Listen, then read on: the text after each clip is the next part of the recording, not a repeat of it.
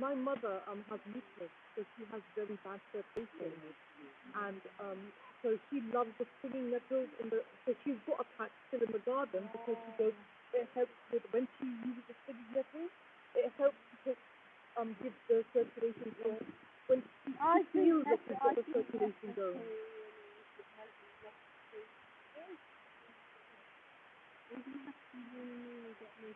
Oh, you're not. I just need to help me get out. Sorry, Daddy, you should have said it.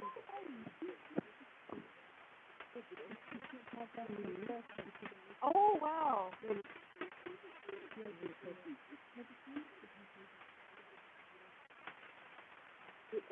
You have hunger.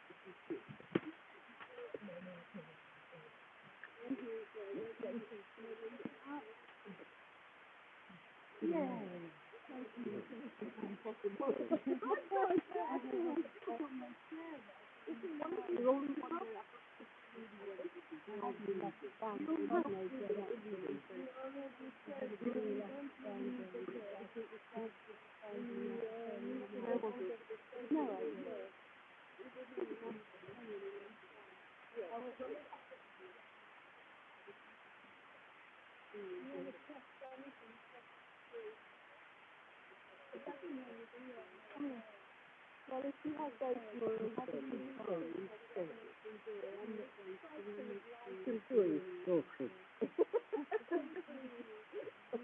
Let's try. Come here. There was a bit of mud over that.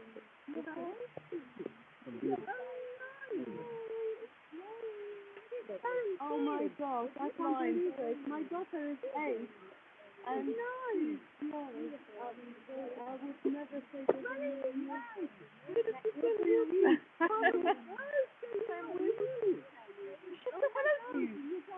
We were going to the park. No, she bought ice cream as soon as we got to the park. My husband is sick.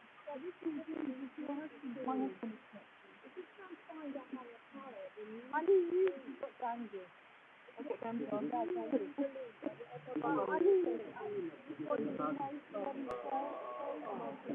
She wears baby clothes.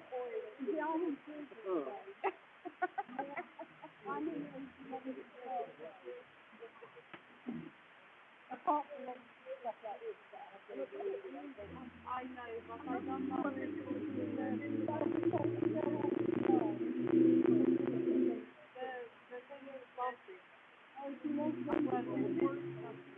We're looking forward to it. That's why I'm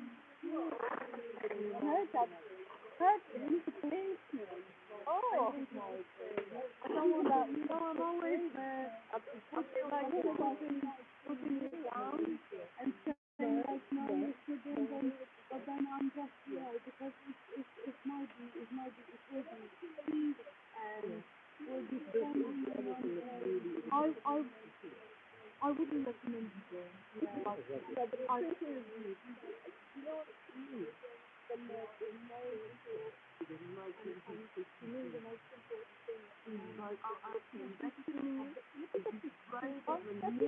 For my soul, Judith. I'm afraid of dying and going in the wrong place.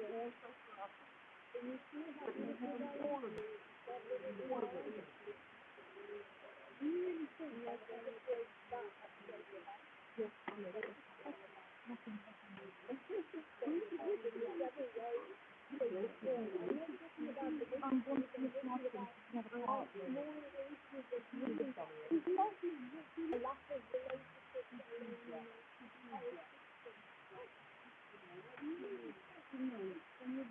Prophet Muhammad's wife was Khadija.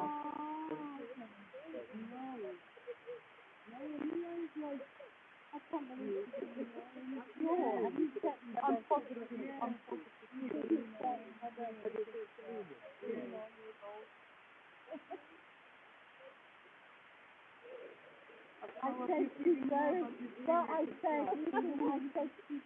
Anyway, I'm blessed. She's my blessing. She came while I was praying. Oh, really? Yes. I gave birth to her while I was praying. Excellent. So I was praying and I was saying, oh God, if I've done anything good in my life, please make this easy for me. And while I was still praying, she comes and she cries. And my husband already passes out. Yeah, but men have to wait for me. If men had to have children, no, we wouldn't have kids. No. This is why men don't have kids. Anyway, and I will let you know what and everything. Yeah, but I just need to see all the women. Let us find whatever you guys want. If one of your kids I would have gone with more than anything. Well, I still have to ask my sister, but I'm not sure. She's planning with a range or I need to put her on while I was I'm using my job. I'm assuming you're going to be are you on Facebook? If you could put in your name that I will see you. I will. I'll send you my I've got something at the whole people thing now. Have a great time in London. Thank you. I mean, it's nice to have a job.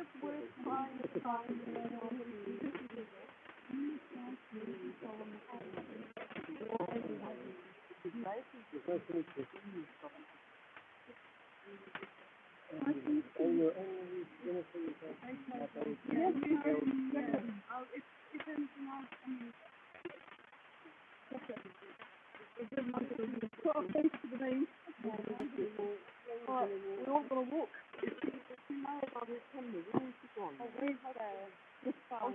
Don't worry.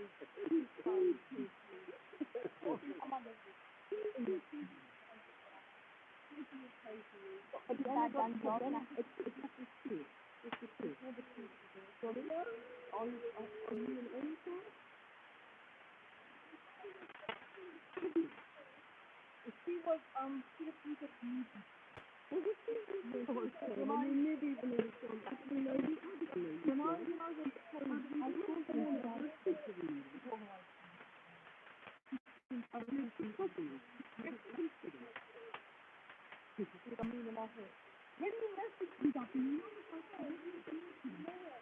and then my sister, I messaged her and she said, no, Judith must be messaging me. And she I'll tell you something. I've got to put this somebody and do my own little idiot thing.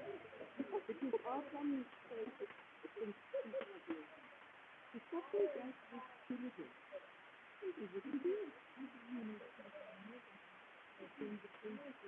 After I went to protest one day, and I came across a lady, and they told me that the truth of Muslim, you know,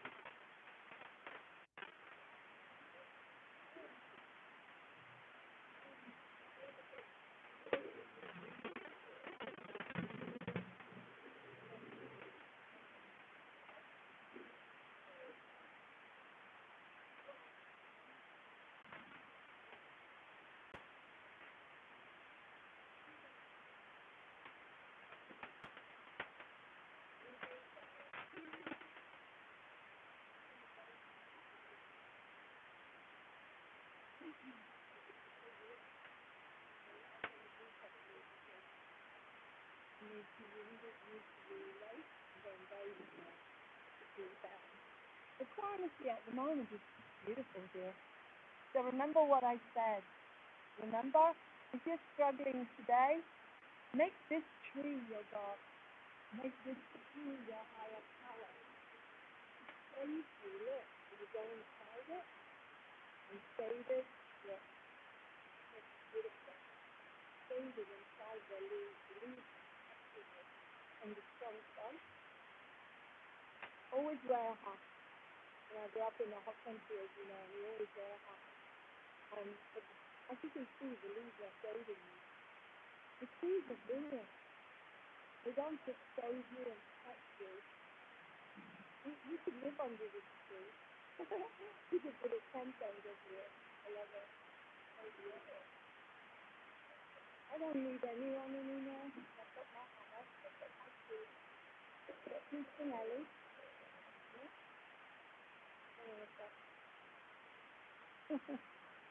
So it's nice and cool now. It's a beautiful breeze. So I'm just going to sit for a while and then I'm going to move. I'm just going to film this. So beautiful.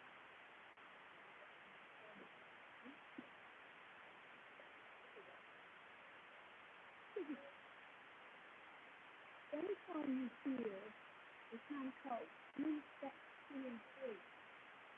Take you, under those, going to believe the power greater than yourself. Look at it.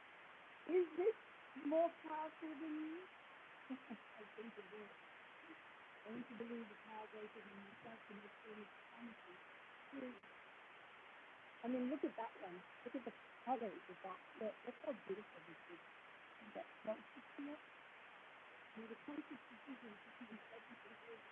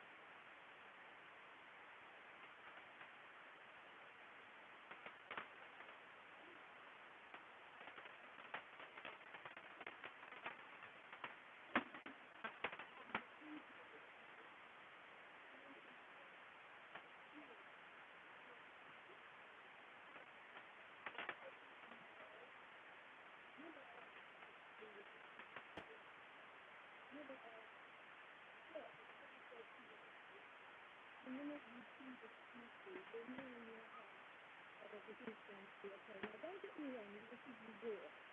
It is a war, and in a war, there are things that happen. There are sacrifices, and people die because it's a war. But as a collective, humanity will be fine. As a collective, humanity is going to be fine, all right? On a one-to-one basis, this is your opportunity to wake up. This is your opportunity now to face every single demon that you have inside of you. Say, I'm totally powerless. You know, dancing became an obsession? Yeah, of course you did, Lauren. Singing, dancing, maybe talking, speaking. Only if I'm speaking wisdom today, I'm doing my best. But dancing became an obsession, and oh, look at the blossom. It's falling everywhere. Like Beauty Daya says, it's rain, it's snowing. It's snowing blossom. Can you see the blossoms falling?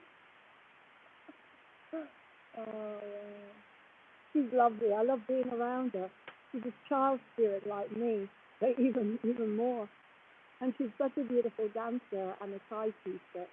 I'm a Thai Chi, that she can teach me how to balance.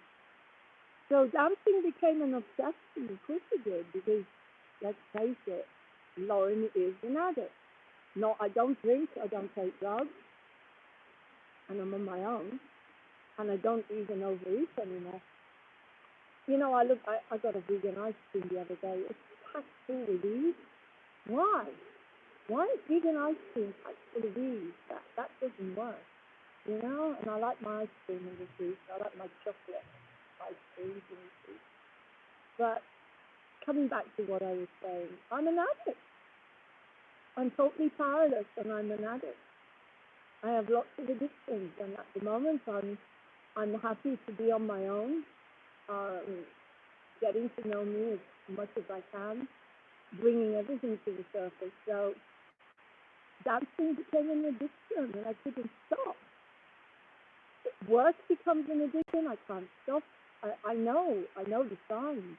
It's just like drinking and taking drugs, and every addiction is the same. It comes from the same place. It's some kind of need to feel something.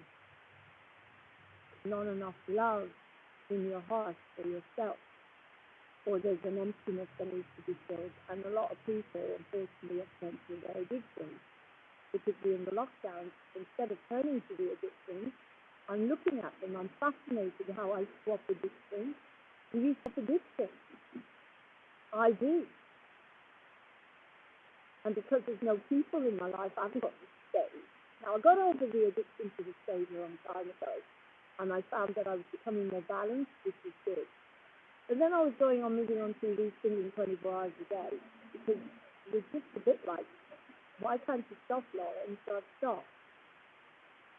And then dancing took over. It's really interesting to watch the mind. So I'm in a group where you examine the source all the time.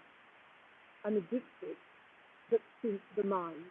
The mind tells you that it makes you frightened. The mind makes you jealous. The mind makes you scared. The mind tells you stuff, right? The mind. Now, of course, the Miracles tells us there's the mind of God, love, and there's the mind of the ego. The mind of the ego is very dangerous. It's competition. It's competing with people all the time. It's not having any inner peace. It's all the time thinking negatively. It's needing an addiction. I caught myself with psychic readings even. Like I have a channel where I do psychic readings, and it's what I was doing. I did them for free. And I was doing my readings yesterday till the end of July, and I couldn't stop. It's like boom, boom, boom. Why can't you stop, Lord? Oh, I've got to get them all done. Why? Why have I got to get them all done? No one's paying me. That's the mind. That's the addict in me. So I stopped, and I went to bed. And I watched something fascinating documentary about ballet. It was just beautiful to watch, just to help me fall asleep. And I fell asleep, thank God. I got my sleep, and then I came here today. And tonight I'll be going to bed early because I know I've got to be at a very, very important place tomorrow afternoon to film for you guys, because then you can't say it didn't happen, because I'll show you it. Whenever anything good happens, I'm going to show it to you. I'm going to actually focus on the good things tomorrow. I'm going to focus on actually getting a policeman to smile at me or to try and dance with me. I'm going to focus on all the people that are happy because we're all coming together and we're going to be dancing, and I'm going to be meeting some friends I haven't seen for a while. Like Andy Wilson, okay, hugs, and of course my own gang from around here. I'm going to focus on those people that know the truth, that are waking up or have woken. Just the good stuff, because nobody else does that. Everybody else is going to show you all the bad stuff. I'm going to show you the good. And if there's anything else you need to know, then I'll show you that as well. But it'll go on this too. The stuff that I can show you on here, they're going to do the good stuff, like you dancing with a police. I'm going to do my best to make that happen. So what's this? That would be amazing if I could do that. It might go viral. If anyone could do it, Lauren can do it. Because Lauren's not scared of anything or anyone. Apart from... Of course I'm losing my freedom and dying. But that's the body. And I'm not a body, I'm free. Okay, today I'm not a body, I'm free. So addictions, so we all have them. So every single person, I don't care. Everyone's got BCG and everyone's got addiction. And when people say to me, oh, I don't have an addiction. Oh, really? How many times a week do you watch EastEnders? Do you, do you work non-stop and not spend time with your family? Do you drink and can't stop drinking? That's just every single person. No one has a right to look down at anyone because we've all got addictions. I have every single human, that human part is an addict. Because they made us into addicts. Sugar addicts. You know, where the sweets, I've got a whole packet of sweets in my bag here, look. I'll show you. I'm not afraid to admit to who I am. Are you? I tell you the truth. I know I've got one somewhere. I've got a whole packet of sweets, right? That's my fallback. But not only that, also because you need a little bit of sugar. If you're not diabetic, obviously, in this heat, you need a bit of sugar. But this is my fallback. I prefer this to chocolate now. And if I have these in the car, I'm likely to eat half a packet in one go. Because I'm an addict. I'm an addict. And I'm not going to pretend I'm not. I never did. I never did. Ever. I've always told you that I'm an addict. Except I don't take drugs and I don't drink. I don't need to. I never ever got into drink. I grew up in a country where I had no friends and I had no social life. So drink was, I never got into drink or obviously drugs or smoking. I never smoked because I'm a singer and I didn't want to hurt my vocal cords. And drugs, well, that wouldn't make sense to Lauren because she hates using good jokes. So I don't take them. I never have. And once or twice, you saw me once in the comedy, once. But see, that's the point. I might go there today. I haven't been there for a long time. See how they're all getting on. But to me, you know what? My addictions are more subtle. They're subtle. I'm addicted to, like, if someone is really nice to me and makes me feel safe and like a family feel, then I find myself getting very codependent. Like I want to do everything for them and help them all the time and give and give and give and give and give. And I forget myself. I forget myself. Does that happen to you? So that's codependency. And love addiction, I suppose I'm addicted to love. When I was 12 years old, I'm not afraid to tell you all this because what's the point of not being honest? When I was 12 years old, I fell madly in love with this boy who was 13. His name was Mayer Neumann. I'll never forget it. It's in my book. It hit me like a bolt of lightning. And I couldn't get over him for nearly 4 years. And nothing ever happened. He taught me how to skate. And then he went to live in America and he broke my heart. And I couldn't function. Well, because I had wars to deal with and abuse and stuff. And then, of course, that turned into an eating disorder, okay? So, everything, you just swap these addictions around. So, for me, my danger zones are people. When they get really close to me, I tend to want to give them everything and I want to be there for them 24 hours a day and love them. And in some way it's good because I have a lot of unconditional love for people and people have hurt me so badly. My whole family cut me off when Dad died, but it doesn't stop me from loving them. It doesn't stop me from loving them because I have a massive heart and I always take people back because I believe in unconditional love. However, I take them back with boundaries. We sit down, we talk about what did I do, what did you do, and how can we not do it again? And that's what the friends I have got. Like Sarah, for example, in Scotland. We've been friends for nearly 20 years. And the reason we're friends is because we sat down and we talked about her side and my side. She told me what she didn't like, I said what I didn't like, and we cleared it up and started again. And that's how I live. That's how I live. I like honesty. And the biggest enemy for addictions is honesty. If you're not honest with yourself and others, you cannot come out of your addiction. If you are not honest that you're an addict, like I'm being totally honest with you, I'm an addict, except thank God for me, people don't believe me. They see me doing all these crazy things like dancing, singing, blah, blah, blah stuff, and they think I'm high. Never take anything. I never would. Why would I hurt this beautiful body when I'm standing up to never put anything into it that doesn't serve me, ever? And if I drank, it would only make me ill, because it didn't make me ill. Because my liver has never been that strong, thanks to the genetics. I was born with it strong now, because I've made it strong, because I've worked on it. So no. So yes, I'm an addict, and I'm totally powerless over everything except drink and drugs, because I have absolutely no ambition. But I'm not really a food addict anymore. That went a long time ago. I'm more likely not to eat any.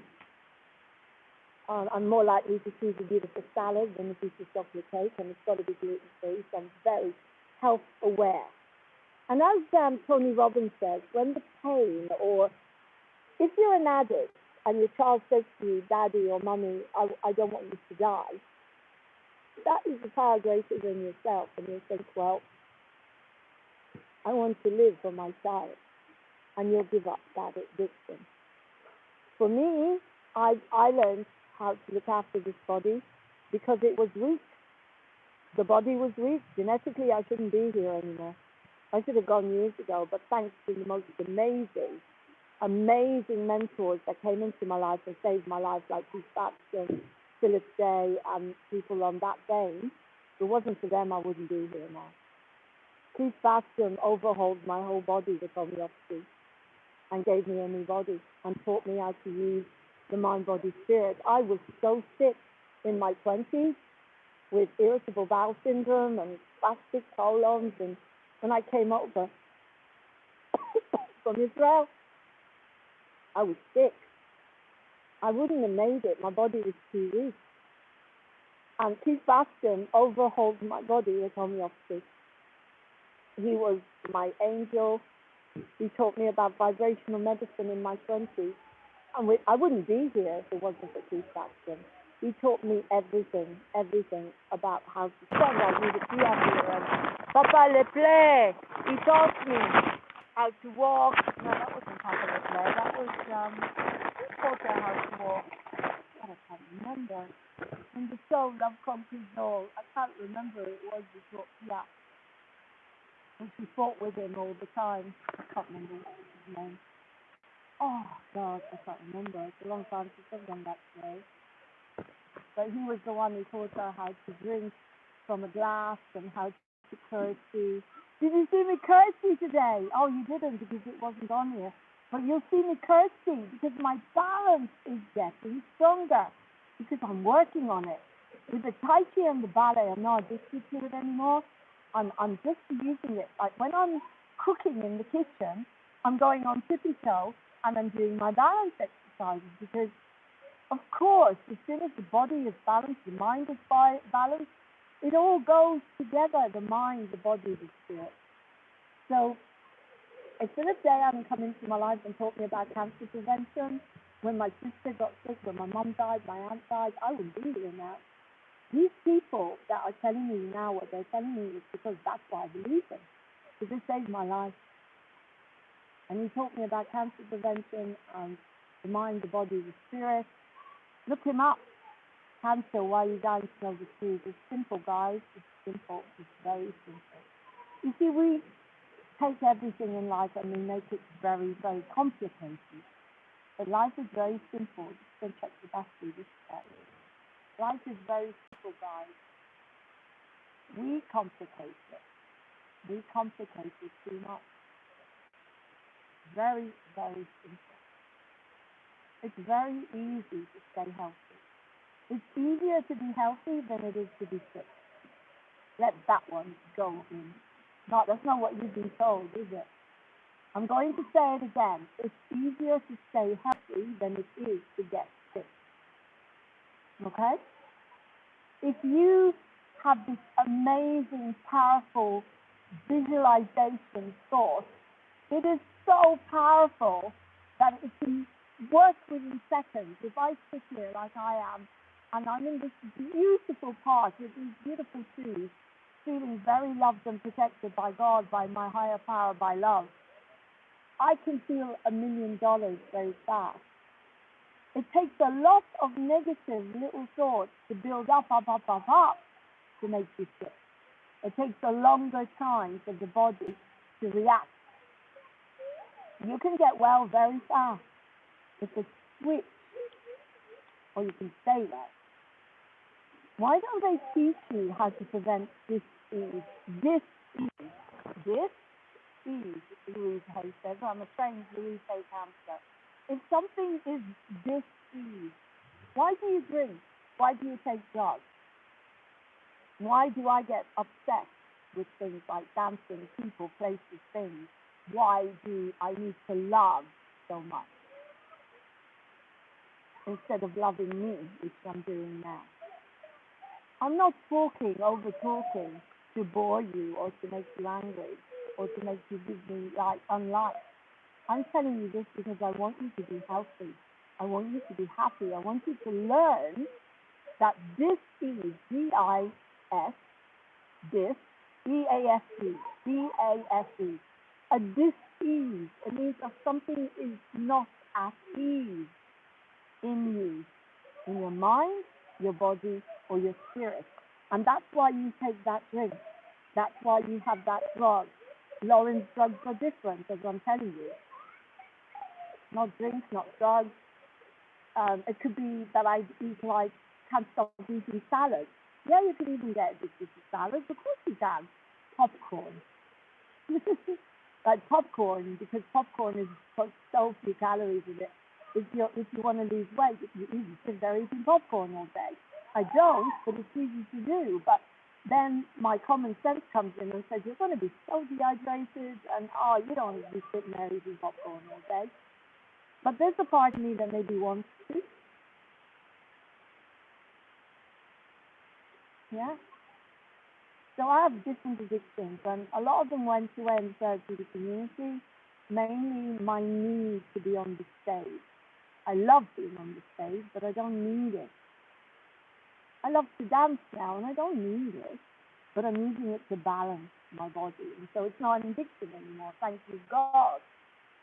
So what is my addiction then? Could it be that speaking? But then we're speakers, and I'm teaching. Could that be my addiction? What am I running away from today? Am I running away from something? Is that why I'm doing YouTube Live? You have to question everything, guys. Am I using speaking to cover up my loneliness when I go home on my own? Something stuff.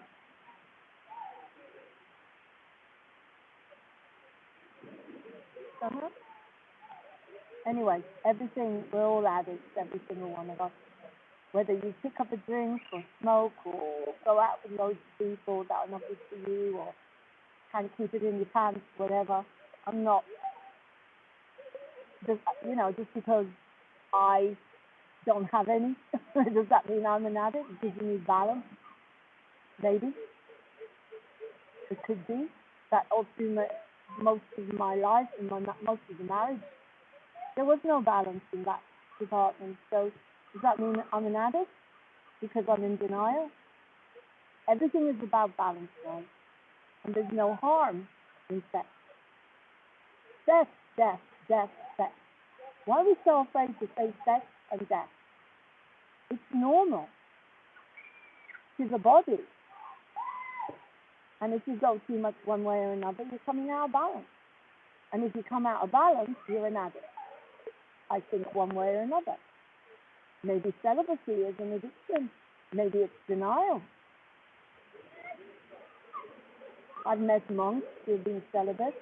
It doesn't stop them binging and eating loads of meat and food. So their addiction may be food, even though they're celibate. Okay, so it's not up to me to say. I believe in balance. I believe that everything needs to be in balance, and that's why I'm keeping my body balanced. So I'm talking to you a lot here, and then I'll go meditate, and I'll be quiet, and I'll relax, and I go and lie in the hammock, and I listen to the birds. I'm not sure if Emmanuel's coming on today. If he is, then I'll have to be on maybe on TV soon. But I don't want to. I want to be here in the beauty. I want to swim in the lake. Because how much beautiful weather do you get in the UK? At long last, we've got some summer. Balance. To me, the answer is balance. In the therapeutic community, we were encouraged to find the bit in the middle. What's the bit in the middle, Laura? Between the black and the white? Look, as I said, I don't judge any of you. I feel for you and anyone who chooses to have an addiction. I will never judge you because I'm an addict. Just like everyone else. My addictions are different. Doesn't make me any better or any worse. It just means that I've learned my lessons. I've learned my lessons. I've learned a lot of lessons. I actually love being on my own. I know that sounds like a paradox because I get lonely. But again, it's about balance. So I love being on my own, then I love being with people. But just because I get lonely and sad doesn't mean that I'm out of balance. It's because I have a human side to me as well, like all of us. So today is about understanding addiction. And I'm telling you that you can, if you want to, well, again, that's being, I'll be humble to you guys, because I'm not in your shoes, none of you. I'm not in any of your shoes, and therefore I cannot judge you, and I won't. I have to really, really be careful with my judgment. I was brought up with a very judgmental father, and if you didn't do what he thought was right, then you got it, you know. He soon told you. And I have some of that left in me. I noticed it the other day when I was having a big discussion with Martin. We've been apart now nearly a year. A year. I can't believe it. I've been single a year now. Single a year. Moving into nearly a year. August will be a year. And Martin and I are really good friends, and we were sitting there chatting. And I said something to him, and I thought, oh my God, that's Dad. My dad would have said that. What right was Lauren did you have to say that? And I apologized. And I said to him, you know what? I'm not going to judge you, but maybe you need to meditate on what I just said, because I must have said it for a reason. Sit with it, Martin, and maybe it's between you and God. It's not up to me to judge. And that's how we left it. So on a practical note, I'm looking for a piece of land for me and Peter and Ellie to live on with a mobile home. That's on a practical note. So if anybody knows of a piece of land, very small piece of land, God-given, because I have very little money, for me and Peter and Ellie to live on, that would be nice. Very quiet. I don't want neighbours, ideally. What I do want is people within 5 to 10 minutes walk, so we can all meet up and meditate together. And but I don't want people on top of me. I don't live with anyone except when I find the person I'm meant to be with. Then I need 2 bedrooms. Definitely, you need space. And I'm looking forward to that, please God, when it's right, divine timing. So today was all about addiction, and I'm very humble. I'm putting myself as much as I can in your shoes, and I'm telling you from the bottom of my heart, with all the love that I can muster, work the 12 steps. You work the 12 steps, totally powerless over drinks, drugs, talking, dancing, singing, the stage, nature, the trees, people, love, codependency, salads, chocolate, my addiction. Your addiction, my addiction, whatever. They're just the same. came to believe a power greater than myself and restore me to sanity. For me, that's balance, truth, anything that is stronger than the mind, ego mind, Course in Miracles, that works for me a lot. I'm not a body, I'm free. Today, if I go around saying I'm not a body, I'm free, how can I be addicted to anything? Because the spirit isn't addicted to anything. That helps as well. You can't get sick. You can't be addicted. Because if you're not a body, you're free. Okay? And then the third one, made a conscious decision to hand everything over to God love. And God is love, everything, everything. Get down on your knees if you have to and say, God love, whatever your God is, whether it's the tree, whether it's Jesus, Muhammad, Buddha, as long as it's not the substance. Because if you don't bow down to something that, if you do bow down to that substance, then you can't come out of it and you're not going to be able to get over this resistance. So you do it 1 minute at a time. Maybe my addiction is social media or tarot. Maybe it's tarot. So I bow down to God, to this beautiful, beautiful part, to my Creator, to Mother Earth and Father Sky. I have no doubt that I am a tiny speck, like even smaller than those specks that are falling off the trees. This body is nothing. This inside of me came from somewhere else, and that's why I'm able to sit here in such joy and peace and share with you everything. Everyone who knows me, those of you that are doubting and ask me if I've ever used this drug or that drug, all I've ever done is smoke. I smoked a joint maybe twice in my life, once when I was in my 20s, once when I was in a wheelchair because people said it would help me, and people gave to me, and you know who you are, people that are light workers, and they were giving me stuff to help me with the being in a wheelchair. And it didn't work. It didn't work for me at all. What worked for me was actually singing more and doing a whole show of Piaf in a wheelchair. Great product for me on Facebook. And I lost that when I lost my Facebook. So I'm looking forward to getting it back at some point, Mr. McVeigh. Thank you. And the third time was when you saw me in the commune. So that's about the times I've actually gone and done something like that. Drink? Yeah, in my 20s and 30s, but I used to love sweet martinis. That would be great. It's like Bailey sweet martinis, but I never got drunk. I think maybe once I got drunk, and once in my 30s, maybe, at a party. I didn't like it. I didn't want to make a fool of myself. I do that. I go on the stage. And then I don't like, even at my own wedding, I hardly ever drank anything. It doesn't do anything to me. Food. I got over food when unconditional love came into my life years ago, and the stage took over. You see, I swapped addiction. But now I've got the 12 steps. Guys, there is food all over WhatsApp. There are meetings going on day and night, day and night, day and night.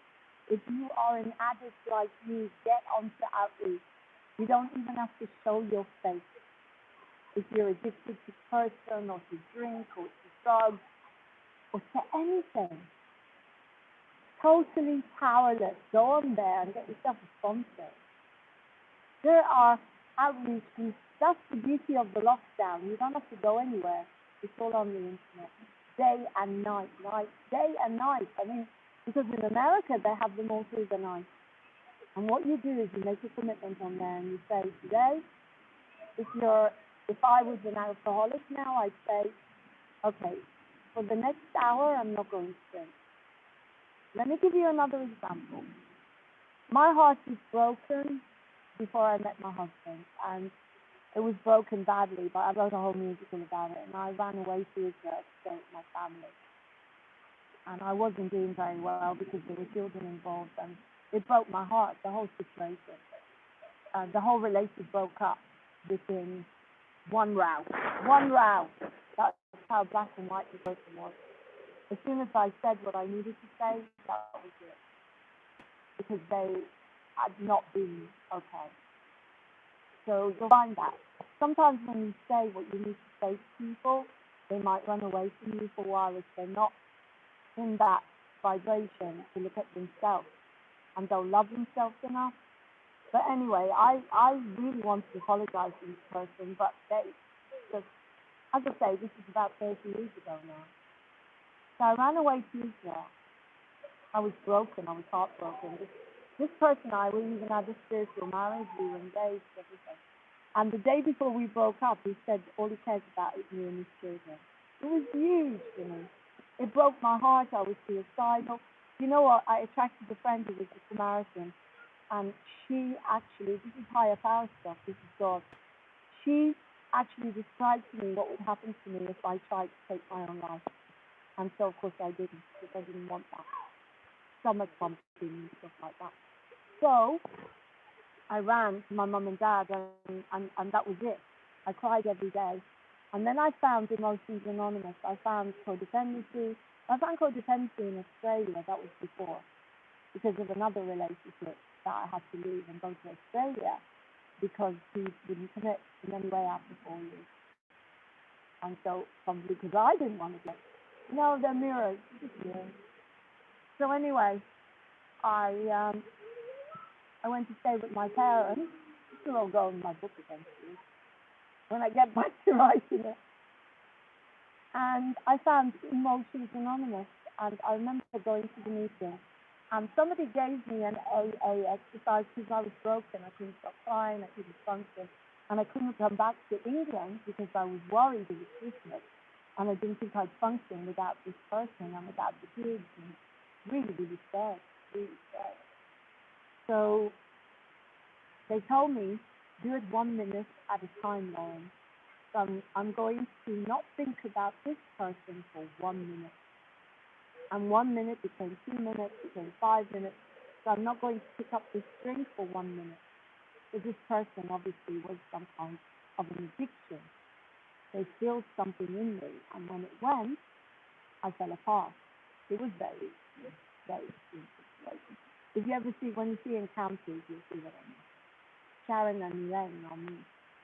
And one of the characters is Bob, that man that did what he did, and who I forgave years ago, because if he hadn't done what he did, I would never have written Encounters, I would never have met Martin, I would never have gone through the massive awakening therapeutic community, yada, yada, yada, yada, everything. Because I knew I had to do my 12 steps as well and not get involved with someone like that ever again. And the warning signs were there. I didn't go near him. Everybody told me not to go near him, not to hook up with him, not to live with him, but I didn't listen. I was in love addict. Anyway, I'm a romance addict, a love addict. I love all of that stuff. I'm an actor, fantasy, you know. I love all the fantasy around life. That's why I could never hold down a job, because I was always in my fantasies about the stage, and I couldn't even run a theatre company until I came out of the therapeutic community, and I learned how to get on with people and run a theatre company. And it was brilliant, because we all worked together and created these fantastic shows, which Vlad, Emmanuel, Martin, and Luke, and anyone, and me, and anyone else who comes on board, will create for you guys once all of this is over, please God, once we get through the storm, which is coming, and it's coming soon. Well, it's nearly here, you can see it. It's in the air. So what I'm trying to say is, they taught me how to deal with my addiction. And they gave me the serenity prayer, which is, God grant me the serenity to accept the things I cannot change, the courage to change the things I can, and the wisdom to know the difference. Now, the wisdom part is the part that Laura struggles with. I know what I have to accept. I know what I can change, but the wisdom, sometimes I struggle with it. And that's what I do now. I'll never forget this experience I had. So after this, I went to the beach one day, and I was lying in the water, and I was reciting, this is in Israel, reciting the serenity prayer. And somebody said to me, Lauren, go home, get your passport, and go back to England. You're going to be fine. I went back to England, and everything was taken care of. I never saw this person again. They never came near me, even to give me back my stuff. When they gave me back my stuff, there was no one there. I was taken care of. I ended up moving in to near a theatre. So the whole of Christmas, I did a pantomime. It was all taken care of. And then I met Martin because he was in the same theatre company. Everything was taken care of. Do you understand? Everything. And since this lockdown, everything's been taken care of. I've had the most incredible experiences. My psychic abilities went through the roof. I sang more than ever, dancing. So, I mean, I've always only closed my eyes and seen myself as a ballet dancer. Now I'm actually doing it. And tap dancing is just so much fun. And all my addictions have come up, which is brilliant because I'm dealing with them. And I'm on my own. And I've been on my own now nearly a year. And it's great. I don't want a relationship, and I won't have a relationship now until I know that it's right for me. Friendship, yes. I want to grow with someone and get to know them, but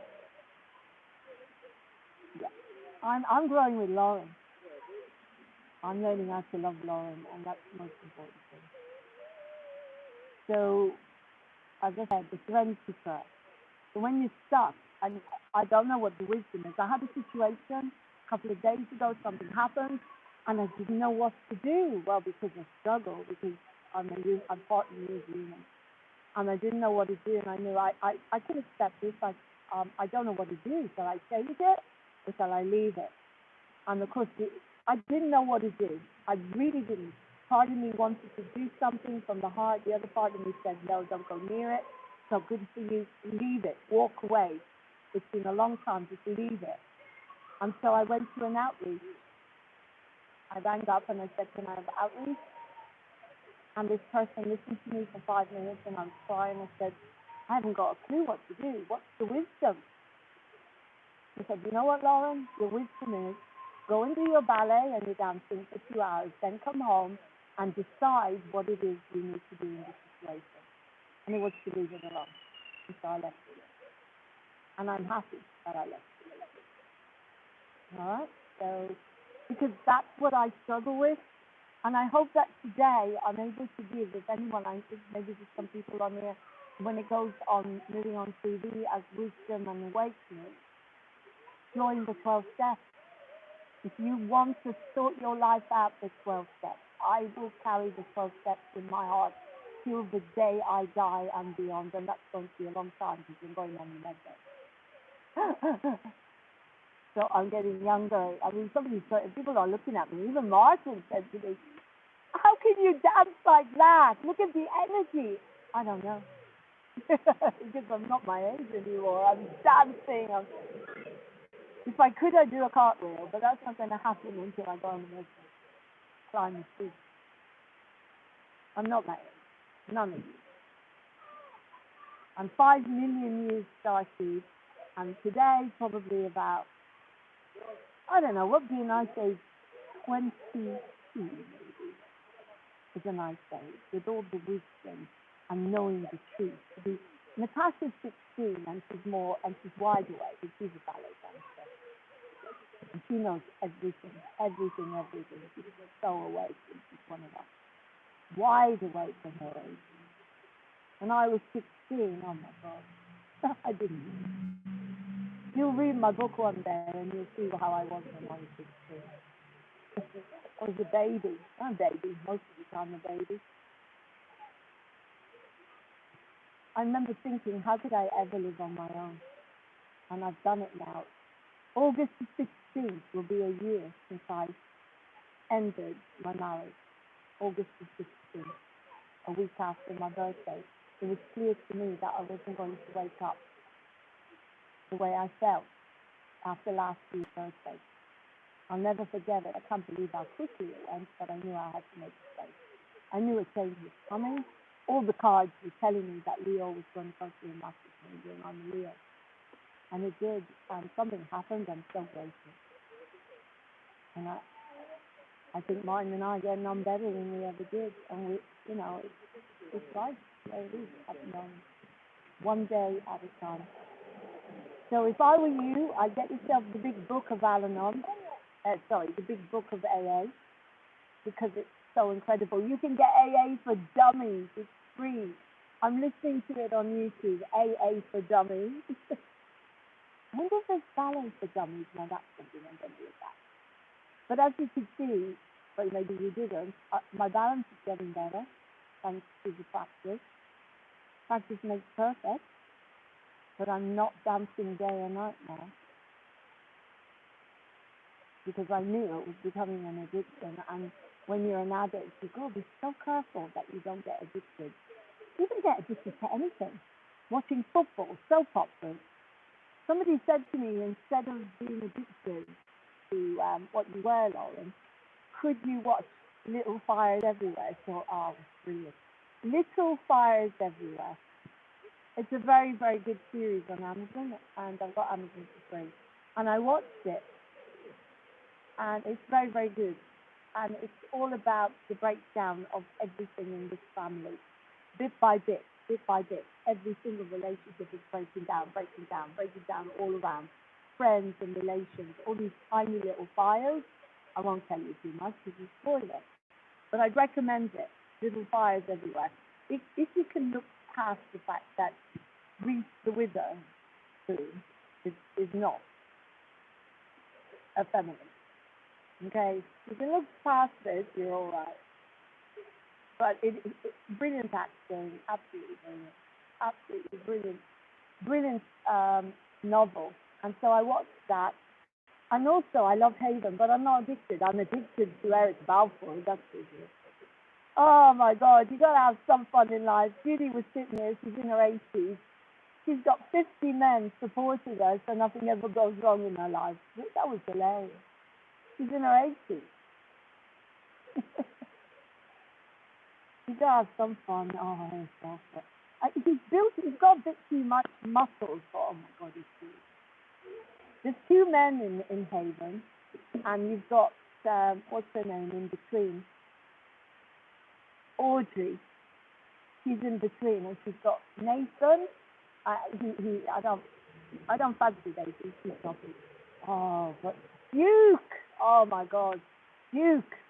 He's gorgeous, absolutely gorgeous. But he's just a bit too muscly for me. Oh, beautiful, beautiful. Amazing acting as well. So, of course, that's a good reason to watch Haven. No. I watch Haven because these people are called troubles. The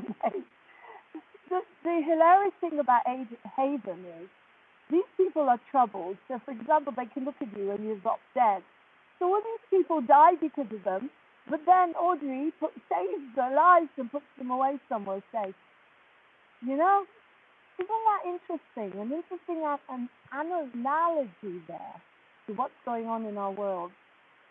Do we forgive? I'll leave you that one to ponder. I have had these big discussions with Michael. What's going to happen to all those that I can't talk about on here, obviously? But apparently, the good guys struggle when it comes to what should we do with them. That lot. But then, if you have a rabid dog, what would you do with a rabid dog? Let me put it that way. What would you do with a rabid dog? If there was a rabid dog going around biting your kid, what would you do? You shoot it. That's it. What's the difference? There's no difference as far as I'm concerned, is there? Let me know. If someone goes around hurting innocents and does it without a conscience, then they need to be gone now. And so I've had this discussion with the white hats, and they find it difficult, and I find it difficult. I've never done anything like that. God forbid, I don't want ever to be in a position where I would need to. That's why we're going tomorrow as well, to make sure that we can overturn everything without the need to resort to something else that I was actually trained in as a young woman, as you know. So we've got to really work tomorrow to make sure that nothing needs to happen that is not part of the consciousness that we've brought to planet Earth, which is love, peace, understanding, compassion. But as I said, if you have a rabid dog, you don't have much choice. And I stand by anyone if you agree with me with that one. But I don't want to be the one to pull the trigger to you. No. Because you have to live with that. And of course, that's karma.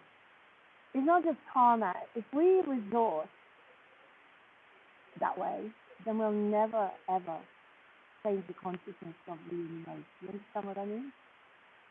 144,000 of us came here to change the consciousness to love. And that's all we know. Deep down inside. I'm not talking about this and the mind and the ego. I'm talking about what's inside of us. Now, Gandhi told everyone just to lie down and let people walk all over them because he was in such a high consciousness, talk about, I am not a body, I am free. So was Jesus. They didn't have any concept of the body. So they were able to give their bodies. They were able to because there was no death. Remember? Jesus said this in A Course in Miracles. But people that are still want to have a life on this planet, I do, and what I would like to be here for at least another 100 years. And with the med beds, I can't see why not. We might even put the cats on the med beds and have kittens again. I can imagine that would be so cool. I've had that conversation, yeah. Because I don't know where I'm going to be in January, do you? I do, probably somewhere where I'm going to be a lot happier, a lot more settled. And the cats might be kittens. Because I've had that conversation.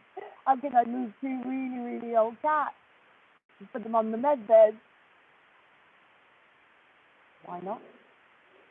You believe the med beds exist, and I do, and loads of us do.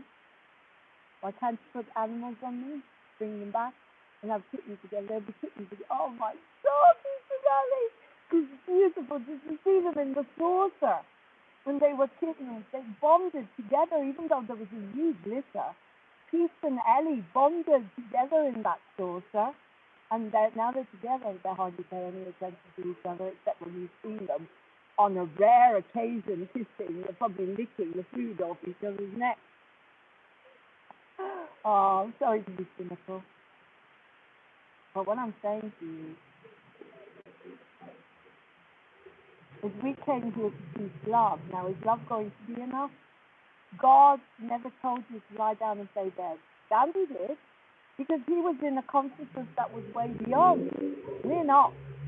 We still have a body. Humans have a body, and I'm in a human body. I don't think I could live with myself. Except if someone came anywhere near me. I'll give you a little story before I finish. When I was doing my 10-day retreat in Amravati, I was told a story about Buddha. Okay? Now, Buddha obviously taught peace and love, and you weren't supposed to fight back. You know, Jesus said, turn the other cheek. Did he? But we don't really know until we get all the facts that will come through soon, which I can't tell you. There's a lot of new stuff coming through, which you need to check out. Even A Course in Miracles says what is being said now, which is interesting. A Course in Miracles is the channeling of Jesus' teaching in the 70s by Helen Kitchen, and it's full of love. And Jesus said he wasn't crucified. It was a metaphor, all right? But I'm not going to go there. We crucify ourselves. But I'll tell you a little story. This old lady went to Buddha and said, Buddha, what am I going to do if I'm walking down the street and somebody tries to take my money on my handbag? And say, Buddha says, you take your umbrella and you whack them on the head 3 times and you walk away. Okay? So even Buddha, self-defense is important. However, we have a big dilemma here. So we need to use the serenity prayer, because what is the wisdom here? So God grant me the serenity to accept the things I cannot change, the courage to change the things I can, but the wisdom to know the difference. What is God's wisdom? love's wisdom here. What do I do? What do I do if I'm up to here, as Dad would say? Someone's up to here. What do? Do you let them? Or do you give them a big kick in the nuts with your knees because you've learned self-defense? You know what I mean? Like Buddha told you. Yeah, you do. That's what I would do. Mind you, I'd probably go into shock. And I don't know, because thank God, well, apart from when I was a child and I was abused, I went into shock. I could have moved. But I don't know what I would do you. Please, God, let us pray that we don't have to find that wisdom, that we don't have to find that answer, because it will be as clear as anything that everything was what was due to the intelligence of the human race, due to the fact that the star seeds are here bringing the love and intelligence and common law and Magna Carta and all the things to maintain our freedom of choice and expression. That's what my prayer is, isn't it, Lord? However, from the people that I've been talking to, I wouldn't want to stand up against them. So we'll have to wait and see. Whatever needs to happen will happen, because it's the war. But the majority of us will stand back and we will use the common sense and wisdom, because we don't have it in us to do anything else. I hope. This is what I pray for us every day. Okay? So I love you guys, and I hope this helps someone. Tomorrow is a big day. I'd like to see what happened in France, happened in the UK. I don't care what anybody says, I know it's good. I know it happened in Greece as well. People are not giving up. They're getting stronger and stronger and stronger. And that's why we came here. And why did God only send 144,000 of us? Why didn't God send millions? Well, because we don't need millions. It's the quality.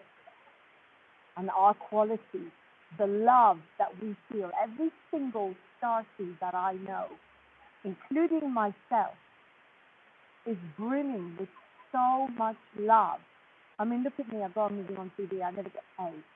I don't care. Love is so strong. I'm not a martyr and not a victim. I do because I love. Because it's just love for humanity. Try and wake people up before it's too late. Try and teach them. You don't need anything except your wisdom inside to heal your body, prevent disease by balancing your mind, your body, and spirit. And if you can't do it, get yourself to a 12-step group and help yourself let go of your addiction.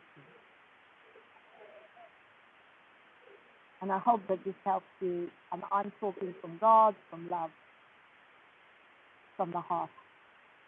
You don't need any more than 144,000 of us, because the power of love that we are emitting towards the human race is so big that God didn't need to send any more of us. It's the quality of what we're bringing. Because we come from love, we don't know anything else. Until we take on a body, and we're conditioned, unfortunately, all of us have been conditioned. But that part of us is alive now, and we've been activated. We all know we've been activated, we say this to each other. And my activation is to teach you, maybe about addiction. If I can save one life today, if you look at the back of my car, it could save maybe one life. But if I've helped one human who's got an addiction, a serious addiction today, I'm telling you to go to the 12 steps, to admit your powerlessness, like I have, to hand it over to your truth, or to a rock, or to God, or to an angel, not a human. Because humans will let you down, will always let you down. Every single human, your mom, your dad, your daughter, your son, your daughter, your aunt, your uncle, your teacher, Every human will let you down. There is not one human that has not let me down through my whole life. Because your expectations, not because they're going to let you down, but because you expect them to be God, to be perfect. And of course, you will let you down. Because you can never be perfect. You can only be the best that you can be. Excellent. Strive for excellence, not perfection. You know who can be perfect? Cat. Perfect. So as I say, I wish you a beautiful step 1, 2, and 3, and then 4. Because 4 is an inventory of everybody you are angry with, you are scared of, every fear you've got, the first time you drank, the first time you ate, overate or threw up in the toilet if you're bulimic, thank God I wasn't. The first time that you couldn't stop dancing, the first time that you couldn't stop eating, the first time that you couldn't stop singing, me, Lauren. The first time that you started people pleasing. I'm not people pleasing, I give a shit what you think of me anymore, as you know. Oh, but you guys. Massive guilt object inside. And I know it. First time that Lauren felt guilty. And Lauren feels that she's done something wrong all the time. Because as a child, she was blamed for everything by my dad. I was blamed for everything. I was going to kill my mother, give her a heart attack from the time I don't remember since when. Since the time she breastfed me, I think, because I never stopped crying. And of course I never stopped crying because I was supposed to be a twin. I lost my brother in the womb, so I was dusted and stopped. But that's what parents do when they're stressed out. It's not you, it's them. So remember that you are beautiful. You are excellent. You are the best that you can be. You're never going to be perfect. What is perfect? We were talking about normality. What does it mean to be normal? People said to me, Lauren, you're mad. Because you're dancing around pretending to be a 5-year-old, and we love it. Crazy. That song, I'm crazy for being so lonely. Crazy. Crazy for being so lonely. Why? Why does that make you crazy for being lonely? You see, people put their own labels on everything. Like people who need people are the luckiest people in the world. No, they're not. People who need anything, they are the people that will have the most difficult life. If they need food, if they need drink, if they need people, if they need the sunshine, if they need needing, being needed. That song is very, very detrimental and very codependent song. It's a beautiful song and I love it, but it's not a good message. That's the message they wanted you to have. You need us. No, you don't need anyone. You don't need anyone. All you need is to be in your power, to balance your mind, your body, spirit, and to trust in what you know inside. And if you don't know and you don't have the wisdom, like I come across a lot, like now I've been told, Lauren, enough is enough now, take it back.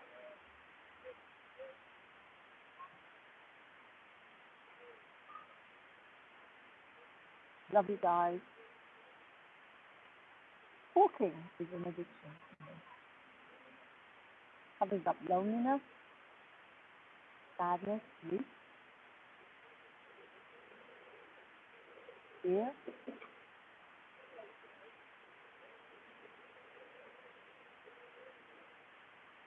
I'm totally powerless over talking.